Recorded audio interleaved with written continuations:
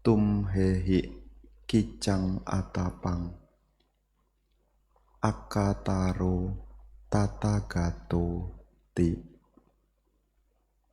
Sang Tathagata adalah penunjuk arah. Engkaulah yang harus berusaha.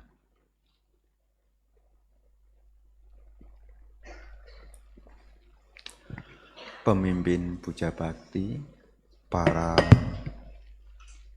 bapak, ibu, saudara-saudari sekalian, selamat pagi, terpujilah Sang Buddha, Namo Buddhaya. Hari ini kita memiliki satu kesempatan yang baik. Hari ini kita bisa menggunakan sebagian dari waktu yang kita miliki, datang dengan keyakinan, memperkokoh keyakinan kepada Tiratana, membaca parita, memperbarui sila, termasuk juga di hari ini punya kesempatan untuk kembali belajar Dhamma ajaran Sang Buddha. Para bapak dan ibu, saudara-saudari sekalian, sebagai umat Buddha dan juga sebagai praktisi Dhamma, kita perlu memahami bahwasannya ciri dari ajaran Sang Buddha ini adalah praktek yang dilandasi dengan pengertian yang benar. Ini adalah salah satu ciri dari ajaran Sang Buddha. Apa yang beliau ajarkan, apa yang beliau arahkan kepada kita, sebelum kita melangkah lebih jauh, beliau menguraikan tentang Dhamma.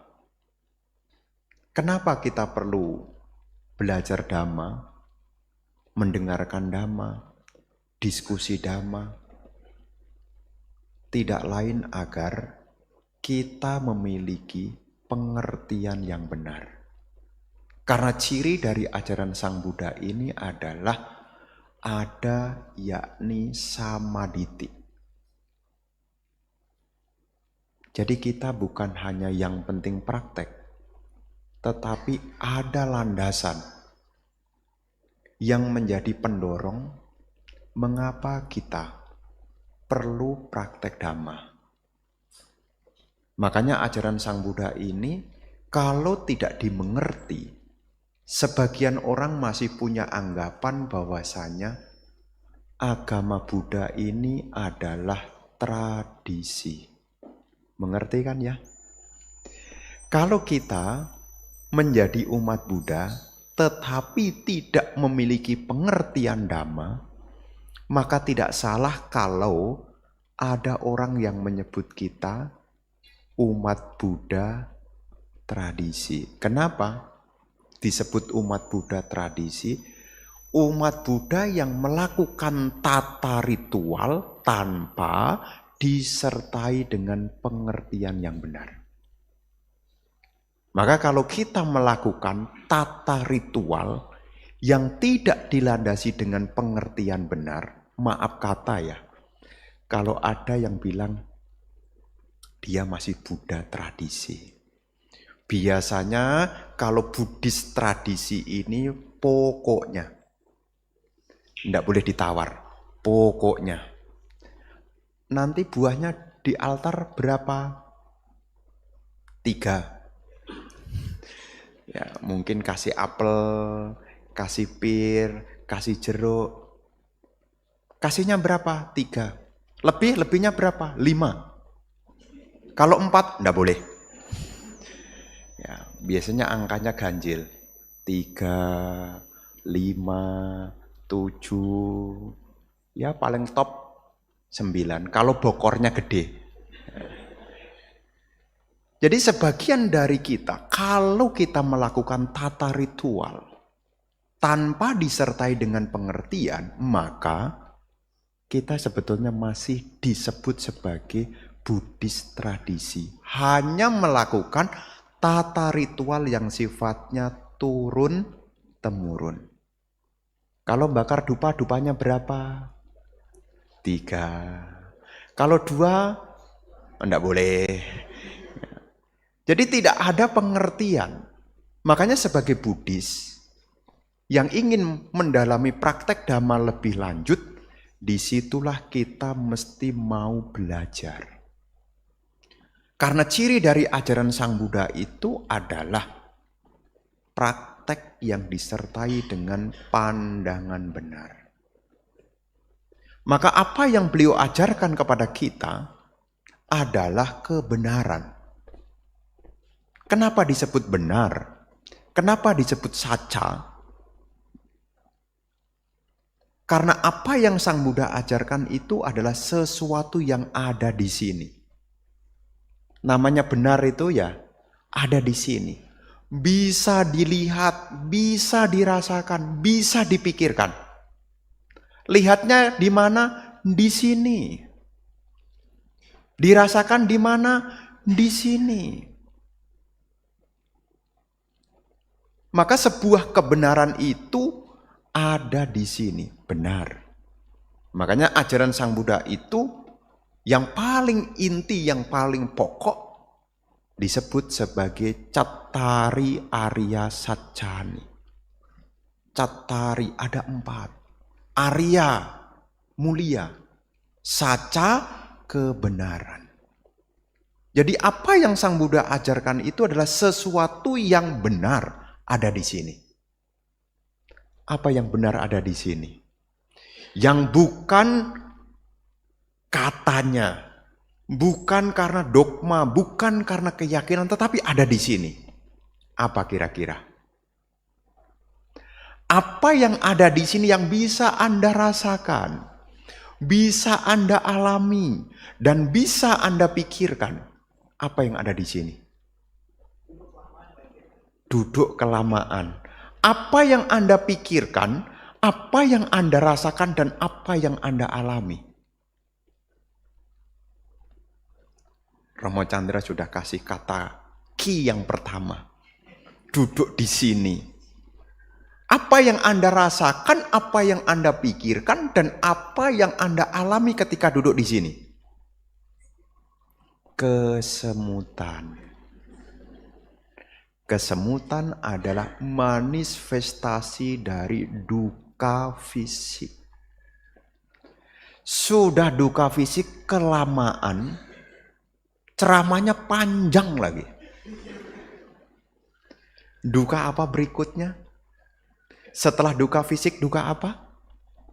Duka batin. Kok Bante belum demikianlah? Kan biasanya kalau bagian terakhir itu kan, demikianlah yang dapat saya sampaikan.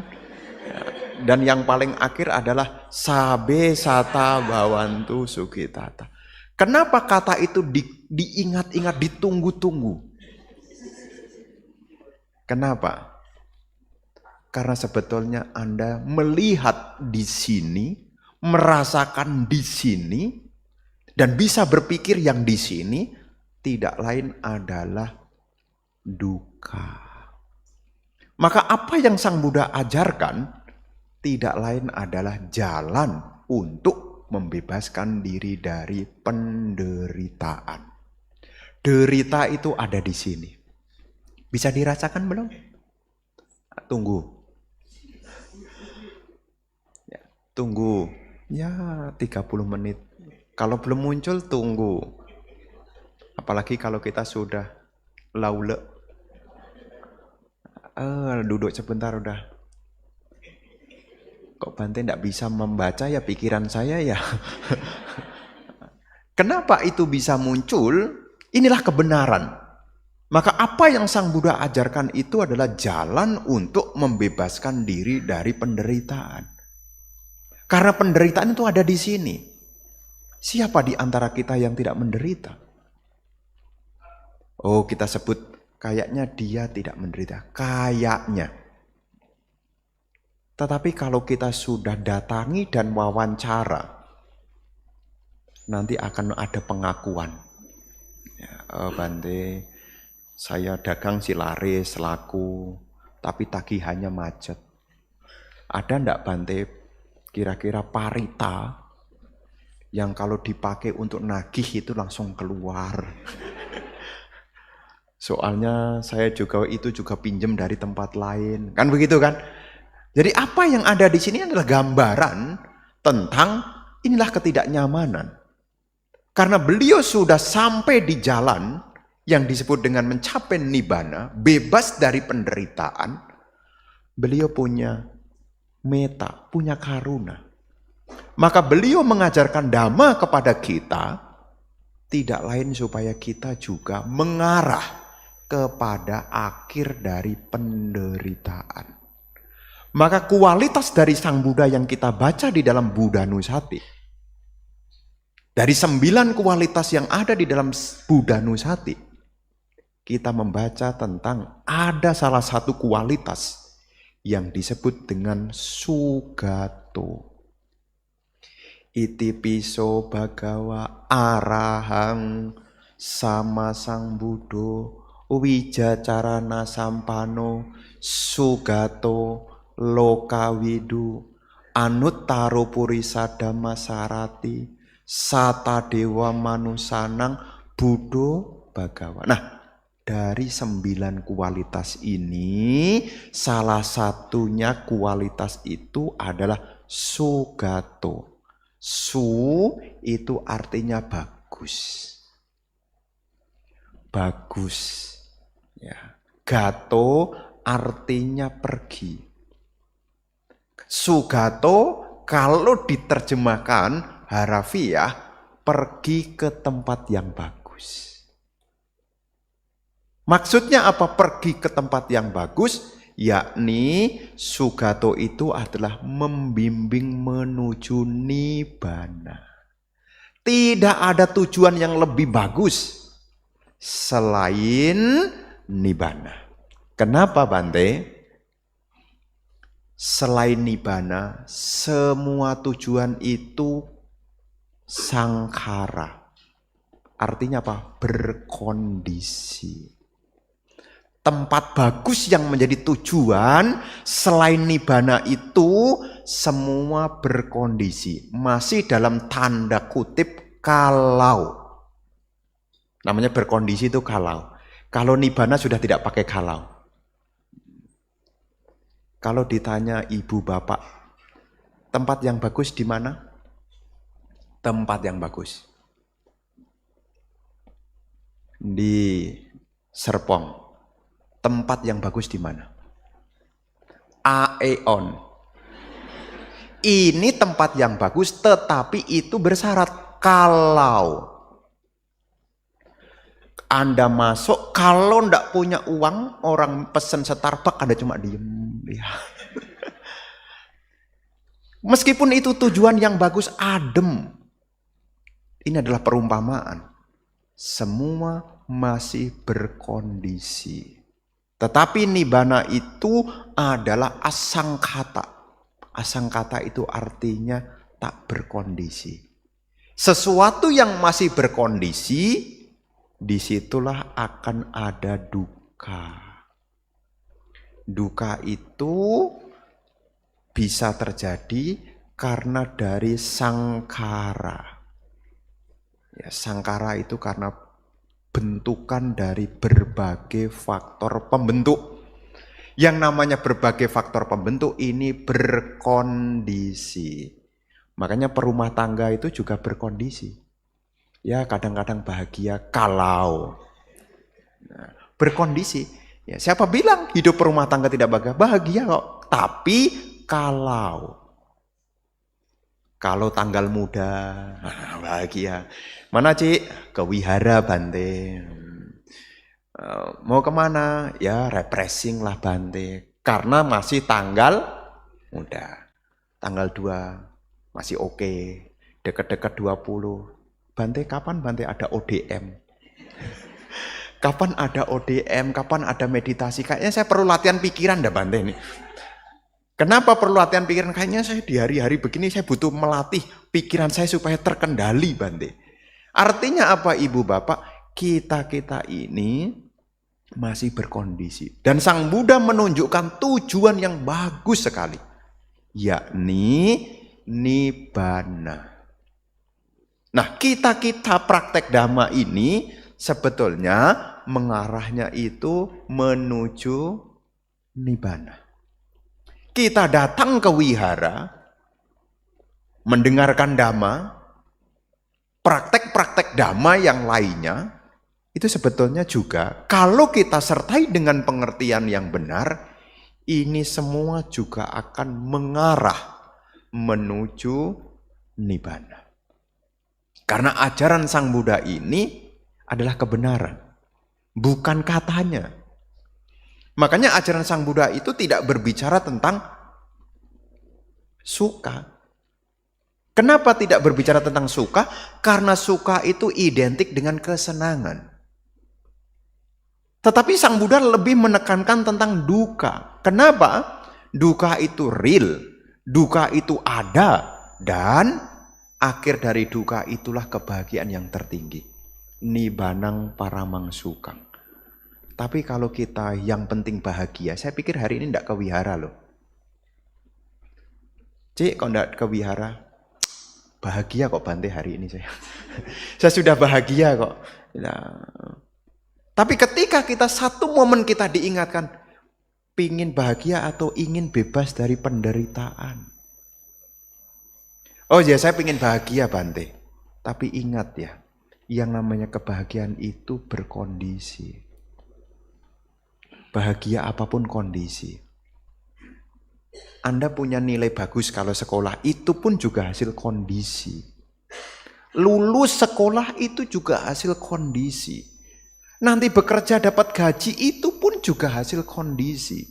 Selama ada kondisi, maka di situ akan diikuti dengan ketidakpuasan. Kalau anak sekolah, doanya semoga cepat lulus. Kalau sudah lulus bahagia atau menderita? Kalau sudah lulus nilainya bagus, aplaus. Nilainya bagus, bahagia atau menderita? Bahagia.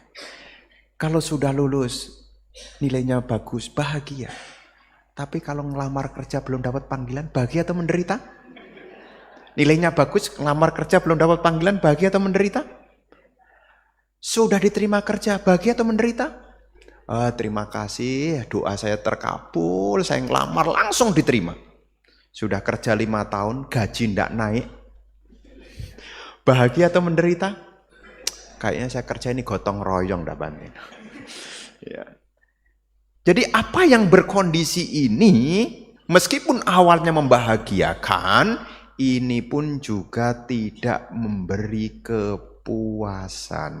Maka Sang Buddha menunjukkan yang lebih tinggi dari bahagia. Apa yang lebih tinggi daripada bahagia? Tidak lain adalah bebas dari penderitaan. Nah, pertanyaannya adalah sumber derita itu ada di mana? Atahi attanonato, kohi nato parasia, atanahi sudantena natang labati dulabang. Diri sendiri adalah pelindung bagi diri sendiri. Siapakah yang bisa melindungi diri kita? Dengan berlatih menggeladi pikiran dengan baik, maka seseorang akan memperoleh perlindungan yang sangat sukar diketemukan. Jadi di sini Ibu Bapak, kita memahami ada duka. Tetapi Sang Buddha juga menunjukkan ada jalan.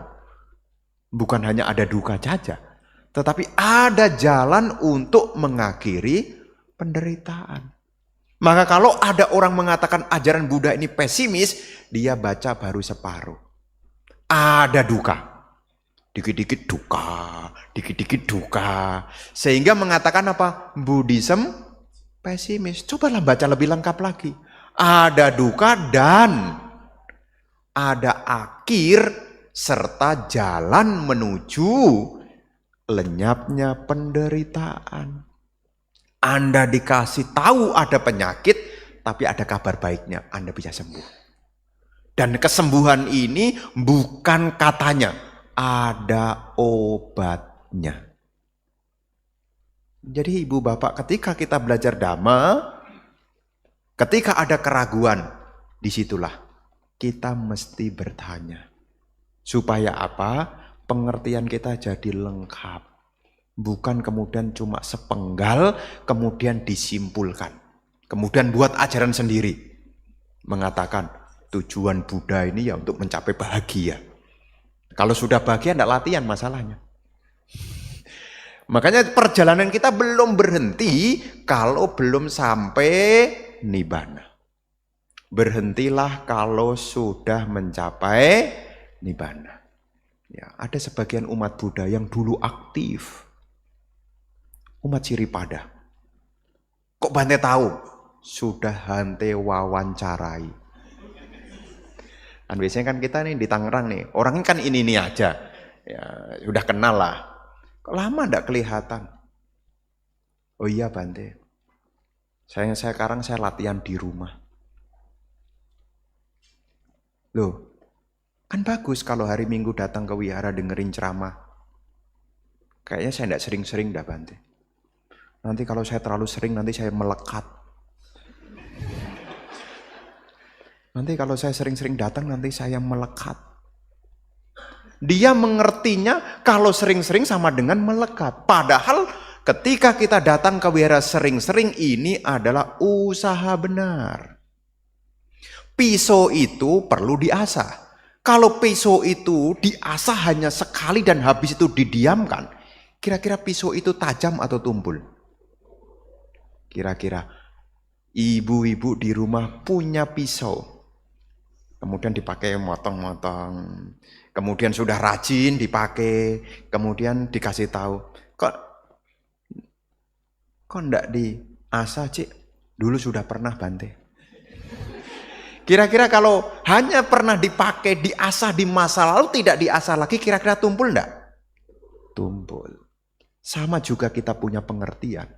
Kalau kita berpikir merasa sudah bersih, merasa sudah baik, dan tidak mau mendengarkan, lambat laun ibu bapak. Saya bukan doakan. Hukumnya memang seperti pisau. Kalau tidak rajin-rajin dipoles, pisau itu pun akan tumpul. Dulu rajin ke wihara, kalau tidak rajin diasah, lama-lama punya kesimpulan sendiri dan tumpul pengertiannya. Giliran sakit, ngungkit.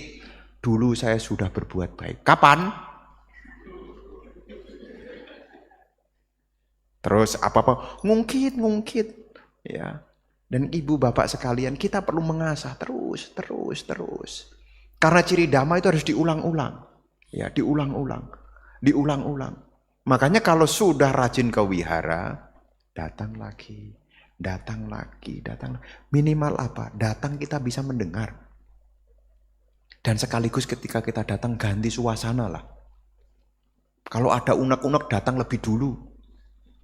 Aduh beban berat ini. Datang lebih dulu jam 7. Meditasi. Kalau tidak meditasi datang jam 7 pasang curhat dulu. Oh Sang Buddha. Oh, kehidupan saya. Nah, kadang-kadang mau curhat sama orang tidak bisa dipercaya. Kalau datang ke Sang Buddha, wah Bante ngajarin Micaditi ini. Nah daripada Anda tidak tahu cara mengeluarkannya, ini kan katarsis. Cara untuk melepaskan dengan bahasa spiritual. Siapa tahu dewanya juga tahu. Curhatnya ke Sang Buddha, siapa tahu dewanya juga tahu. Wah ini kayak umat Siripada ini tiap pagi sudah rajin dana makan nih. Setelah curhat, dewanya tahu. Oh dia perlu ini. Kan kita ada faktor-faktor begitu loh ibu bapak. Ya. Tapi kemudian besok jangan rame-rame datang kemudian pada curhat semua. ya ini nanti jadinya pandangan keliru juga kalau begini. Ini kalau kita mentok, ndak ada orang yang bisa dipercaya untuk diajak bercerita. Tapi jangan sampai giliran jam 9 pulang. Bilangnya saya sudah curhat. Anda tetap harus mendengarkan Dhamma. Supaya apa? Kita tahu apa menjadi arah dan tujuan. Karena penderitaan ini ada di dalam diri kita. Sumbernya ada dalam diri kita. Maka Sang Buddha menyebut bahwasanya kita harus melatih diri kita. Atanahi sudantena. Dengan kita melatih diri kita, maka kita akan membuat perlindungan yang sejati. Maka apa yang ada di dalam ajaran Sang Buddha ini, praktek-praktek itu termasuk puja-puja. Ini sebetulnya ada pengertian. Ya. Makanya kapan hari? Ini cerita nih. Soalnya nanti siang kan bukan jatah saya yang ceramah. Nah, saya cerita. Itu ditulis ya waktu mendesain candi. Ya, mendesain candi. Terus kemudian saya berpikir, itu merenung loh. Berpikir, kira-kira langkah apa yang bagus untuk masuk ke dalam candi di era sekarang. Nah, kemudian di relief itu saya berpikir, itu relief kiri dan relief kanan. Nah, nanti selesai ini, nanti studi tour ke sana. Nah, itu saya ambilkan satu relief dinding sebelah sana yang bawah di telapak kaki, langkah kaki, trap untuk naik. Itu saya ambilkan dari Candi Mendut. Karena saya melihat di pojok sana itu ada bambu. Bambu bahasa Palinya adalah welu. Hutan bambu weluwana. Kemudian saya berpikir, candi apa yang nama lainnya juga weluwana? Candi Mendut. Ya, makanya kenapa saya mengambil yaitu relief dari Candi Mendut, karena di pojok itu ada bambunya. Meskipun bukan hutan bambu. Nah, itu pojok itu ada bambunya. Nah, dan ciri di situ, trap itu saya ambilkan. Supaya kita tidak menderita, karena ajaran Sang Buddha kan supaya bebas dari penderitaan. Saya ambilkan relief. Sebelah kanan itu adalah relief tentang kura-kura bersama dengan angsa. Ya, itu nanti bisa. Kisah tentang apa? Kisah tentang kura-kura karena tidak bisa menjaga ucapannya, maka dia jadi menderita. Nah, jadi ceritanya apa? Di era sekarang supaya kita tidak menderita, latihan jaga ucapan. Karena di antara kita sebetulnya juga menderita lahir dari mana? Salah ngucap. Salah ngucap. Ini cerita, orangnya tidak hadir, tenang aja ya. Hari ini tidak hadir. Dan saya tidak menyebutkan namanya. Ada cerita, saya diundang sama orang. Diundang sama orang, pergi makan. Orang ini baru pulang jalan-jalan. Jalan-jalan dari luar negeri. Mestinya kalau pulang jalan-jalan dari luar negeri kira-kira seneng atau tidak seneng? Saya datang, saya belum duduk. Belum duduk. Belum duduk. Aduh, Bante, bangkrut saya. Aduh, bangkrut saya. Saya miskin saya. Tuh. Saya mau diundang makan, selera makan saya atau silang? Baru ketemu sudah mau, aduh bangkrut, miskin saya. Habis jalan-jalan 10 hari duit saya habis, Bante. Dalam pikiran saya, sudah dinikmati. Foto-foto saya pikir juga sudah. Saya pikir foto-fotonya sudah begini ya. Ya, tapi dia mengatakan apa? Dia mengatakan, aduh saya miskin, habis jalan-jalan ini saya miskin. Habis jalan-jalan ini saya bangkrut. Saudara-saudaranya itu pada ngomong, ndak boleh ngomong begitu. Terus saya tambahin, iya ndak boleh. Untung loh saudaranya ngomong begitu duluan. Ya. Sudah ngomong, ndak boleh ngomong begitu. Terus saya bilang, iya ndak boleh ngomong begitu memang. Karena ucapan itu karma. Wacik kama. Wacik kama. Yang namanya kama akan ada wipaka. Kalau kita berucap ucapannya keliru, nanamnya seperti tanaman yang pahit. Buahnya kira-kira bagaimana? Pahit. Kira-kira kalau buka foto yang Kira-kira kalau ngucapnya aja keliru, kira-kira bagaimana? Menu keluar semua. Makanan saya langsung seleranya hilang loh. Kenapa? Saya pun juga menerima pancaran yang tidak enak juga. Bayangkan, ibu bapak kalau punya saudara-saudaranya baru pulang kemudian diceritai dengan kesusahan, mau makan kelengkeng sepotong aja. Jeruk aja. Akhirnya, terima kasih ya. Makanya supaya kita tidak menderita, ini urusannya apa? Sila sebetulnya. Karena cara untuk mengakhiri penderitaan yang paling awal adalah sila. Sila itu berbicara tindakan dan ucapan. Supaya kita tidak menderita, maka kita harus mengerti dari sekarang. Sebelum kita level meditasi. Hati-hatilah di dalam berucap.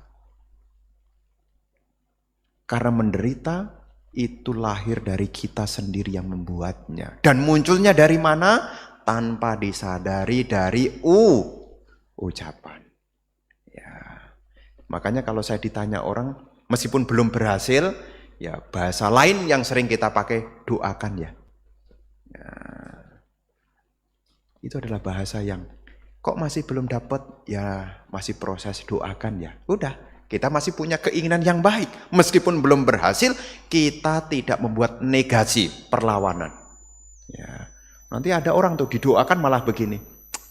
Kayaknya enggak mungkin dah. Wong dari dulu saya memang udah susah kok. Hati-hati di dalam berucap. Ini jadi kama, wajik kama. Wajik kama akan melahirkan wipaka kama. Apa yang ditanam itu yang akan dipetik. Makanya dari ucapan kita harus hati-hati. Jangan sembarangan kalau berbicara. Makanya saya pasang di relief sebelah sana. Supaya ketika nanti suatu saat puja di altar Sang Buddha, tengok Bante Jutaliko, nanti bisa ingat. Hati-hati dalam berucap. Ya, kadang-kadang kan kalau kita sendirian kan kita ngomong loh, kadang-kadang tuh sendirian loh. Kita ini kadang-kadang kan begitu kan. Kadang-kadang ngomong sama orang normal. Ngomong sama orang kan normal. Ngomong sendiri dijawab sendiri. Kira-kira kalau ngomong sendiri jawab sendiri kira-kira normal enggak? Nah, orang bilang aja kayaknya dia enggak waras banget.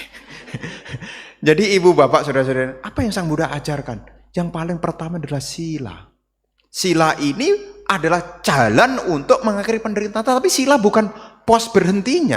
Sila adalah sarana untuk menuju bebas dari penderitaan. Makanya di situ salah satu dari sila itu adalah sila keempat. Mengendalikan ucapan. Maka kita berlatih untuk musawada wiramani sikap padang samadhyami. Aku bertekad menahan diri untuk tidak berbicara yang tidak benar. Jadi mengendalikan ucapan. Bahkan di masyarakat juga sudah populer. Ucapanmu kalau diulang-ulang akan jadi doamu. Apa yang kita tanam itu yang kita petik. Nah, jadi di relief itu nanti ada kisah kura-kura. Di sisa sampingnya itu nanti ada kisah tentang burung betet. Burung betet. Burung betet satu sopan, satu tidak sopan. Satu hinggap di payung, satu hinggap di dahan. Ada yang sopan, ada yang tidak sopan karena salah berguru. Itu ceritanya begitu. Karena saya ambilkan Bante Jutaliko juga guru. Makanya kita juga diingatkan jangan sampai salah berguru. Nah, itu di sana nanti studi tour. Oh ini ya gambarnya yang dimaksud ya. Iya, di sebelah kiri sini, yang sebelah sini ini kisah kura-kura, di sebelah sini kisah burung betet. Supaya apa? Supaya kita ingat satu, jaga ucapan, dua, memiliki pertemanan yang baik. Ya, karena teman adalah dengan guru adalah teman. Kalyana mita. Orang yang kita yakini adalah guru. Dan teman yang kita yakini ini akan berpengaruh dalam kehidupan kita. Makanya di dalam ajaran Sang Buddha ini, seseorang akan menjaga sila. itu juga tidak lepas dari orang yang terdekat. Ya, orang yang terdekat. Dan kita yang harus berusaha. Ya, mencari teman itu ya kita harus berusaha. Kita tidak bisa kemudian ya pokoknya percaya dengan karma lah. Nanti kalau karmanya baik ya ketemu orang baik. Kalau karmanya berbuah ya pasti ketemu. Ya tidak begitu. Pengertian karma kita mesti aktif. Datang ke wihara. Untuk apa? Tidak ada tujuan yang lebih tinggi selain dari nibbana. Tidak ada yang lebih tinggi. Kenapa? Ya meskipun ada yang membahagiakan, tetapi itu masih berkondisi. Makanya ajaran Sang Buddha ini membantu kita agar terbebas dari penderitaan. Kita menggeladi yang paling kasar dulu. Melatih sila. Ucapan kita mesti ucapan yang baik. Perilaku kita mesti perilaku yang baik. Ya sebisa mungkin lah. Ya sebisa mungkin. Ya. Supaya ingat bagaimana Bante. Ya datang lagi. Seperti orang supaya tajam tidak tumpul. Datang lagi. Ya. Wong sudah tumpul ya. Kalau sudah tumpul tidak diasah, ya tidak akan ada ketajaman. Sudah tajam tidak dipakai bisa tumpul juga loh. Anda punya pisau, sudah tajam, udah dites tajam, didiamkan. Ini lama-lama tumpul juga loh. Kenapa? Karena ada sisi kelemahan. Sudah belajar banyak hal. Tipitaka sudah dipelajari. Winaya Pitaka, Sutta Pitaka, Abhidhamma Pitaka. Sudah belajar. Semua sudah belajar. 2 tahun, 3 tahun tidak diulang. 2 tahun, 3 tahun tidak diulang. Lupa. Makanya Namo Tassa Bhagavato Arahato Samma Sambuddhassa lupa enggak? Namo Tassa Bhagavato Arahato Samma Sambuddhassa lupa enggak? Iya, karena Anda masih sering. Nanti kalau sudah 1 tahun, 2 tahun, 3 tahun, 4 tahun, 5 tahun, 6 tahun sudah ke wihara, sudah jarang dikunjungi. Namo Tassa. Apaan lanjutannya? Belum Karaniya Metta Sutta loh. Kalau tidak diulang-ulang, lupa. Makanya kita harus ingat lagi, tujuan kita ini adalah untuk kenibbana. Mendengarkan Dhamma sebagai sarana memotivasi kita supaya kita pelan-pelan. Apa yang sudah kita ketahui? Ya, istilah zaman sekarang itu ada istilah populer namanya GPS. Ya, GPS. Jadi memberitahu posisi kita ini ada di mana. Ya. GPS itu tidak hanya membicarakan map loh ya. GPS itu tahu posisi kita, ada titiknya. Yang warnanya biru klip-klip itu loh. Kalau Anda pakai Google Map, nah, Anda punya HP kan, Google Map juga, nanti ada biru. Biru itu menunjukkan posisi. Nah, kalau posisinya di sini, mau ke Jakarta, sudah punya gambaran. Nanti bisa jawab. Klik ke Jakarta, dari Serpong, nanti kan tol. Ini adiknya lewat sini. Tol Rawabuntu ini. Pecahan pertama mestinya Soekarno-Hatta ngambil kanan. Cibubur, Ciawi. Kalau ndak ingat sama posisinya bisa salah arah loh. Ya, tapi diingat, oh ini Cibubur. Waduh, salah masuk ini. Akhirnya Anda putar balik. Ya, putar balik. Kenapa Anda bisa putar balik? Karena Anda tahu posisinya. Ya, posisinya salah kira-kira lanjut atau waduh udah sampai Cibubur, langsung aja lah nanti kita bablaskan lewat Bandung aja. Cibubur, Ciawi, Sukabumi terus lewat Bandung sana, ya sampai juga sih. Tapi 1 hari setengah tuh. Nah, utur. Ya, dulu. Dengan percaya diri. Ini curhat nih. Waktu itu ngisi meditasi di Kayagata Sati. Terus Besoknya Minggu itu ngisi di Wihara Karuna Mukti Bandung. Sabtu malam sudah selesai, saya pikir itu deket. Kayak kata saya Sukabumi kok. Udah Sukabumi turun nanti juga Bandung.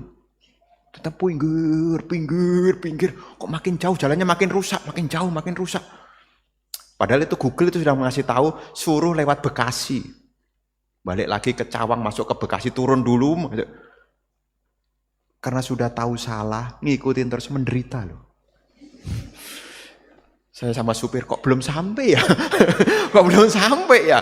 Sudah tahu tujuannya, tapi menderita juga. Kok belum sampai, udah gitu jalannya gojek. Bayangkan tuh, kalau ngikutin, turun aja tuh dari Kayagata Sati itu tuh balik lagi, Cibodas itu balik lagi turun, balik lagi ke Ciawi, balik lagi. Sudah Cawang, bablas tembus ini. Sudah. Jalan tolnya lebar lagi, cepet. Tapi karena kita pakai logika, kayaknya udah sempit, lewat ada, enggak tahu pokoknya ada gunung kapur apalah. Oh malam-malam gelap-gelap kok. Wah ini makin jauh. Ini adalah perumpamaan Ibu Bapak. Kalau kita salah, tidak punya pengertian benar, bukannya bahagia, menderita. Ya, makanya seperti GPS itu tahu posisi kita, sehingga kita tahu melangkah kemana, supaya kita tidak kehilangan arah. Karena praktek dhamma itu cirinya adalah ada pandangan benar, bukan hanya pokoknya. Ya. Nanti kalau Anda jadi pandangan keliru juga kalau pokoknya yang penting duduk pejamkan mata. Ngapain? Pokoknya duduk pejamkan mata aja.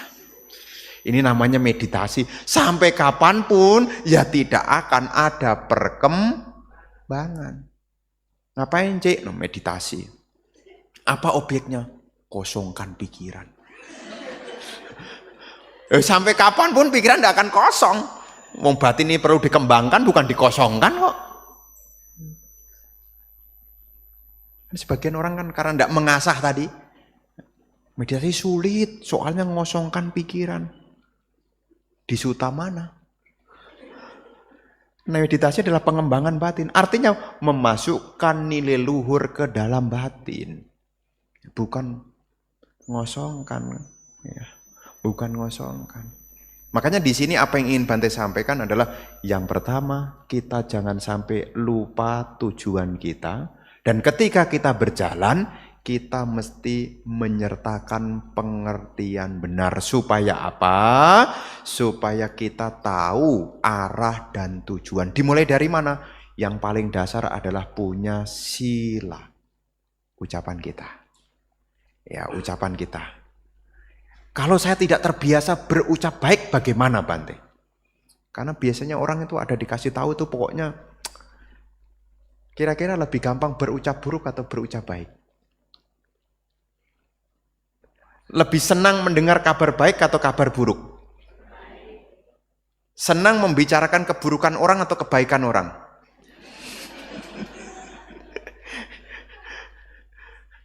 Jadi kalau Ibu Bapak berlatih, tidak bisa terbiasa berbicara yang baik, pesan saya, berlatihlah sering-sering mengucapkan, semoga saya berbahagia.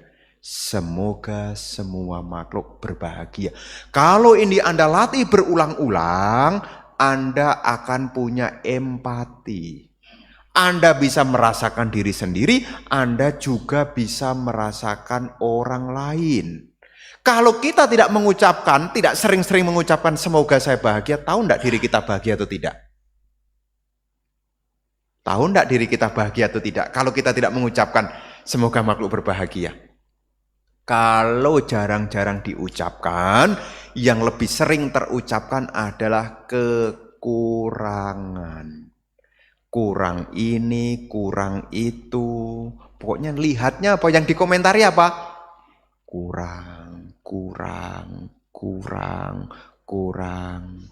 Bahkan ada satu cerita kan, ketika ada orang saya ajarin meditasi meta, sering-sering mengucapkan, semoga saya berbahagia, semoga semua makhluk berbahagia. Oh, itu saja ya Bante? Dia bilang itu saja. Itu saja bukan itu saja, itu diulang-ulang. Ya, diulang-ulang. Ini terkhusus Ibu Bapak Ini makin hari kita ini makin tua. Makin hari kita makin tua. Makin tua makin banyak kebutuhan berbicara. Ini orang tua-tua nih. Makin tua itu makin banyak kebutuhan ingin berbicara. Buktinya apa? Ketika ketemu anaknya pengen nasihati terus. Ini orang tua-tua tuh. Sekarang yang dinasihati berangkat kerja pagi, pulang malam. Mau nasihatin siapa? Mau ceramain siapa? Bayangin tuh. Kita soalnya makin hari makin tua. Dan kebutuhan makin hari makin tua itu kebutuhan bicara itu makin meningkat loh. Kalau tidak berlatih loh. Apa-apa diingatkan. Sebetulnya bukan apa-apa diingatkan. Kebutuhan ingin berbicara. Masalahnya tidak ada yang diajak bicara. Daripada tidak ada yang dibicarakan, lebih baik latihan meta bawana. Duduk ya di rumah sendirian kan bagus. Kong, Mak, di rumah sendirian kan bagus, tidak ada gangguan. Semoga saya berbahagia. Semoga semua makhluk berbahagia. Daripada mikirnya begini. Kok saya belum dipanggil-panggil ya? Ada loh yang begitu tuh, kok belum dipanggil-panggil ya? Kok belum dipanggil-panggil? Daripada mikirnya dipanggil-panggil, nanti kalau dipanggil beneran juga belum siap. Lebih baik ngucapin apa? Semoga saya berbahagia. Semoga. Untuk apa ini? Untuk melatih ucapan yang baik. Dan pahalanya besar Ibu Bapak. Kalau seseorang mengembangkan cinta kasih, yang jelas tidak ada kebencian. Dan kita tahu kebencian itu adalah kemunculan dari penderitaan. Kalau hati orang itu bahagia, tutur katanya juga menyenangkan. Orang yang sering mengembangkan meta akan punya empati. Orangnya akan lebih hati-hati. Kenapa? Dia bisa merasakan orang lain. Ya. Dan ini adalah hal yang pertama yang perlu kita sempurnakan. Sila kita. Perilaku kita jaga dengan baik. Ucapan kita isi dengan ucapan yang baik. Ini semua adalah bekal awal jalan menuju nibbana. Setelah sila adalah samadhi. Ibu-ibu, bapak-bapak, sisihkan waktunya. Ikut latihan meditasi. Sisihkan waktunya. Ya. Di sini ada meditasi. Ada kan ya? Hari apa? Sabtu. Selain Sabtu, nanti kita buat lagi. Ya. Kalau makan sebulan cuma sekali kan ya, kurang. Nanti bisa dihidupkan lagi. Nanti dikasih motivasi. Makan kok cuma sebulan sekali. Ya, kalau bisa, dulu ada hari apa dulu ya? Dulu, sebelum Covid. Malam ya. Dulu, Jumat ya dulu. Ya nanti Jumat dibuat lagi. Nanti. Tapi jangan saya. Nanti karena ketempuhan nih, Bante yang usulkan, Bante yang harus ngisi. Wah ini ketempuhan nih namanya nih. Intinya apa? Ya ada waktu, ada kesempatan, ya kita latihan meditasi. Ya nanti dikondisikan. Sekarang tempatnya kan sudah adem. Dulu mau meditasi kan alasannya panas, banyak nyamuk. Dulu.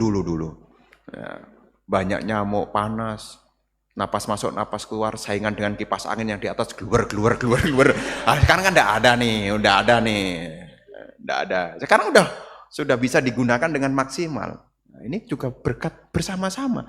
Sudah dibangun bersama, digunakan juga bersama-sama. Ini kan untuk apa? Ini pun juga jalan menuju nibbana juga. Karena tidak ada tujuan yang lebih bagus selain mencapai nibbana. Jadi ibu bapak saudara-saudari sekalian, dalam momen kesempatan kita harus terus belajar. Nanti ibu bapak jam 2 acara Patidana dulu. nanti baru peresmian. Dan ini satu kebanggaan tersendiri, kita bisa bersama-sama membuat kebajikan, dan kita juga bersama-sama punya kesempatan untuk praktek dan belajar dhamma dari Wihara Siripada ini. Karena ini semua kembali kepada kita yang menjadi pelakunya. Sang Buddha adalah penunjuk arah. Tum hehi kicang matapang. Engkaulah yang harus berusaha. Tum hehi engkau. Kicang, lakukan kewajiban. Atapang, semangat. Engkaulah yang harus berusaha dengan semangat. Akhataro tatagato. Tatagata hanyalah penunjuk arah. Dengan kita datang, belajar, harapannya adalah makin hari, makin berubah. Yang dulu gampang bingungan, sekarang gampang tenang. Nanti dari rumah baca suta, bawah pohon, baca suta sendiri. Kayaknya tidak populer ya sekarang ya. Dulu itu baca, sekarang kalah sama. Bawah pohon sih bawah pohon, tapi dulu baca buku, sekarang ting, ting. Ya nanti ada waktu, ada senggang kalau Anda, ya ganti suasana. Biasanya kalau di wihara kan beda rasanya dengan di rumah. Di rumah baca buku bisa, tapi godaannya kuat. Duduk di kursi, baca buku. Buku semula di depan, derajatnya makin turun. Set, set, set. Tidak hanya derajat bukunya, kepalanya juga ikut turun. Set, set, set. Tidak hanya kepalanya, matanya juga set, set. Tapi kalau di wihara, kan lain. Ya, jadi ya kita membudayakan. Ini cerita sedikit. Kalau di wihara di Sri Lanka ya, umat datang itu, mereka kadang-kadang ada momen seperti ini, tapi kadang-kadang mereka juga sendiri. Datang ke wihara, puja pohon bodhi, kemudian duduk, ya baca, ya pakai karania metasuta dia baca ulang-ulang. Nanti kapan-kapan pergi ke namanya Anuradhapura. Di Anuradhapura itu tempat di mana bhikkhuni Sanghamita membawa benih pohon bodhi dari Bodh Gaya, ditanam di sana. Nah, di sekitar situ itu ya umat Buddha baca. Jadi baca buku, baca ya meditasi. Ya, bagus ya, bagus. Untuk apa ini? Ini pun juga jalan menuju nibbana. Selama praktek kita ini kita isi dengan pengertian yang benar, maka langkah kita pun juga akan benar. Makanya kalau ada hal-hal yang mungkin diragukan, ya nanti ada waktunya. Ya, diskusi dhamma. Supaya apa? Seperti pisau. Pisau itu kalau diasah, kadang-kadang juga ada titik-titik yang tidak terasah. Nah, nanti dengan bertanya nanti akan tahu bagaimana cara mengasahnya. Jadi inilah yang ingin Bante sampaikan di hari ini supaya kita ingat. Ya, sedikit demi sedikit. Soalnya kita ini, tadi ceritanya hari ini saya mau cerita ceramah Marananusati. Ceritanya hari ini.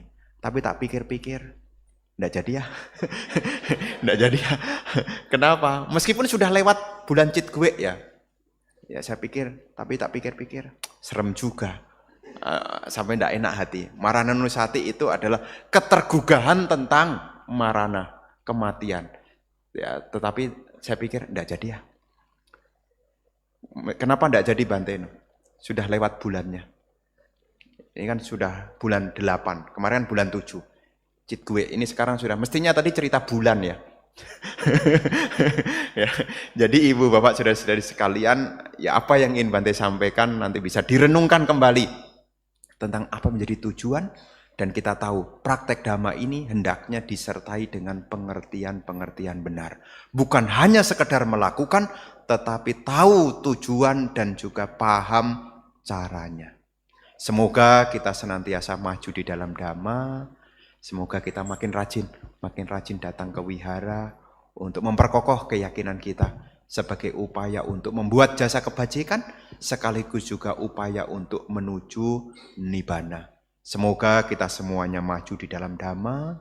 Semoga ibu bapak bersama dengan keluarga, semoga senantiasa sehat, bahagia, sejahtera, berumur panjang, sehingga punya banyak kesempatan untuk memupuk jasa kebajikan.